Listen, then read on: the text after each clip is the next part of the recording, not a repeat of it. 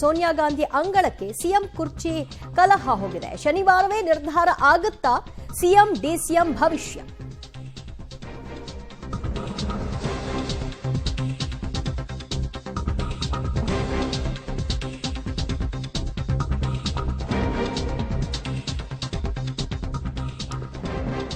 ಸದ್ಯ ಡಿಸಿಎಂ ಮತ್ತು ಸಿಎಂ ಇಬ್ಬರು ಕೂಡ ದೆಹಲಿಗೆ ಹೋಗಲಿದ್ದಾರೆ. ದೆಹಲಿಯಲ್ಲಿ ಸೋನಿಯಾ ಗಾಂಧಿಯ ಎದುರು ಮಲ್ಲಿಕಾರ್ಜುನ ಖರ್ಗೆ ಅವರ ಉಪಸ್ಥಿತಿಯಲ್ಲಿ ಸಿಎಂ ಕುರ್ಚಿ ಕದನಕ್ಕೆ ಸಂಬಂಧಪಟ್ಟ ಹಾಗೆ ಒಂದು ಫೈನಲ್ ಕನ್ಕ್ಲೂಷನ್ಗೆ ಬರ್ತಾರಾ ಅನ್ನುವಂತಹ ಪ್ರಶ್ನೆ ಇದೆ. ಶನಿವಾರ ಸೋನಿಯಾ ಗಾಂಧಿ ಜೊತೆ ಖರ್ಗೆ ಚರ್ಚೆಯನ್ನ ನಡೆಸಲಿದ್ದಾರೆ.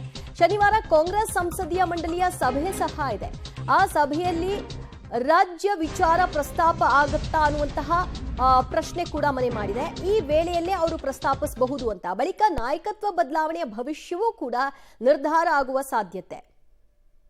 ಮತ್ತಷ್ಟು ಮಾಹಿತಿ ಪಡೆಯೋಣ ನಮ್ಮ ಪ್ರತಿನಿಧಿ ಶಬ್ಬೀರಿಂದ. ಶಬ್ಬೀರ್, ಸರ್ಕಾರಕ್ಕೆ 2.5 ವರ್ಷ ಆಗ್ತದ ಹಾಗೆ ಈಗ ಬಹಳಷ್ಟು ಚಟುವಟಿಕೆಗಳು ಗರಿಗೆದರಿದೆ. ನಿನ್ನೆ ಅಷ್ಟೇ ಮಲ್ಲಿಕಾರ್ಜುನ ಖರ್ಗೆ ಅವರು ಹೌದು ಗೊಂದಲ ಇದೆ, ಅದನ್ನ ಬಗೆಹರಿಸ್ತೀವಿ ಅಂತ ಹೇಳಿದ್ರು. ಅದಕ್ಕೆ ಮುಹೂರ್ತ ಕೂಡ ನಿಗದಿಯಾಗಿದೆ. ಸೊ ಸದ್ಯದ ಬೆಳವಣಿಗೆ ಯಾವ ರೀತಿಯಾದಂತಹ ಚರ್ಚೆಗೆ ಈ ಒಂದು ಅವಕಾಶವನ್ನ ಮಾಡಿಕೊಡಬಹುದು? ಆ ದಿನದ ಅವರ ಕಾರ್ಯಕ್ರಮಗಳೇನೆಲ್ಲ ಆಗಿರುತ್ತೆ?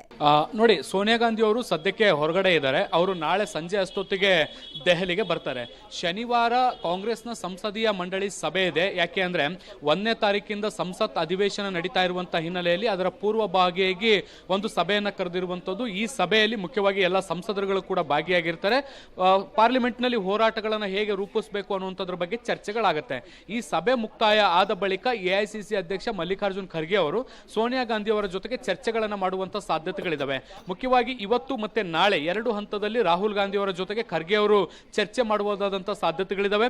ಇವತ್ತು 3 ಗಂಟೆಗೆ ಅಂದ್ರೆ ಇನ್ನೊಂದು ಸ್ವಲ್ಪ ಹೊತ್ತಿನಲ್ಲಿ ಈಗ ಒಂದು ಸಭೆ ಎಐಸಿಸಿ ಕಚೇರಿಯಲ್ಲಿ ನಡೀಲಿಕ್ಕಿದೆ. ಬಿಹಾರ ಚುನಾವಣೆಗೆ ಸಂಬಂಧಪಟ್ಟಂತೆ ಅದರ ಫಲಿತಾಂಶಕ್ಕೆ ಸಂಬಂಧಪಟ್ಟಂತೆ ಒಂದು ಮೀಟಿಂಗ್ ನಡೀತಾ ಇದೆ.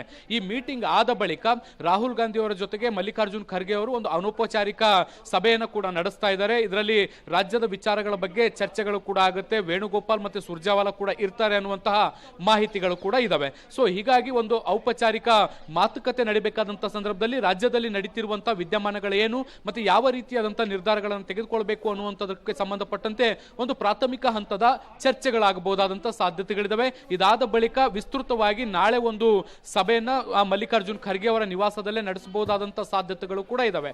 ಸೊ ಈ ಎಲ್ಲ ಮೀಟಿಂಗ್ಗಳು ಮುಗಿದ ಬಳಿಕ ಶನಿವಾರ ಅನ್ನುವಂಥದ್ದು ಬಹಳಷ್ಟು ಕ್ರೂಷಿಯಲ್ ಆಗುತ್ತೆ. ಯಾಕೆ ಅಂದ್ರೆ ಸೋನಿಯಾ ಗಾಂಧಿ ಅವರು ಬರ್ತಾರೆ. ಇವತ್ತಿಗೂ ಡಿ.ಕೆ. ಶಿವಕುಮಾರ್ ಅವರು ಒಂದು ಭರವಸೆನ ಇಟ್ಕೊಂಡು ಕೂತಿರುವಂತದ್ದು ಹೈಕಮಾಂಡ್ ಮಟ್ಟದಲ್ಲಿ ಸೋನಿಯಾ ಗಾಂಧಿ ಅವರ ಮೇಲೆ. ಯಾಕೆ ಅಂದ್ರೆ 2.5 ವರ್ಷ ಆದ್ಮೇಲೆ ಅವರು ನಮ್ಮನ್ನ ಮುಖ್ಯಮಂತ್ರಿ ಮಾಡ್ತಾರೆ, ಈ ಹಿಂದೆ ಕೊಟ್ಟಂತ ಮಾತಿಗೆ ಅವರು ಬದ್ಧವಾಗಿ ನಡೆದುಕೊಳ್ತಾರೆ ಅನ್ನುವಂತಹ ಭರವಸೆಯಲ್ಲಿ ಅವರು ಇದ್ದಾರೆ. ಈ ಹಿಂದೆಯಿಂದಲೂ ಕೂಡ ಸೋನಿಯಾ ಗಾಂಧಿ ಅವರನ್ನ ಪ್ರತಿ ಹಂತದಲ್ಲೂ ಕೂಡ ಡಿ.ಕೆ. ಶಿವಕುಮಾರ್ ಅವರು ನಂಬ್ಕೊಂಡು ಬಂದಿರುವಂತದ್ದು. ಸೊ ಹೀಗಾಗಿ ಈ ಒಂದು ವಿಷಯ ಸೋನಿಯಾ ಗಾಂಧಿ ಅವರ ಮುಂದೆ ಪ್ರಸ್ತಾಪ ಆದಂತ ಸಂದರ್ಭದಲ್ಲಿ ನಮಗೆ ನ್ಯಾಯ ಸಿಗಬಹುದು ಅನ್ನುವಂತ ಲೆಕ್ಕಾಚಾರವನ್ನು ಕೂಡ ಅವರು ಇಟ್ಕೊಂಡಿದ್ದಾರೆ. ಸೊ ಹೀಗಾಗಿ ಮಲ್ಲಿಕಾರ್ಜುನ್ ಖರ್ಗೆ ಅವರು ಸೋನಿಯಾ ಗಾಂಧಿ ಅವರ ಜೊತೆ ಚರ್ಚೆ ಮಾಡಿದಂತ ಸಂದರ್ಭದಲ್ಲಿ ರಾಜ್ಯ ನಾಯಕರಿಗೂ ಕೂಡ ಬುಲಾವನ್ನು ಕೊಡುವಂತ ಸಾಧ್ಯತೆಗಳಿದಾವೆ.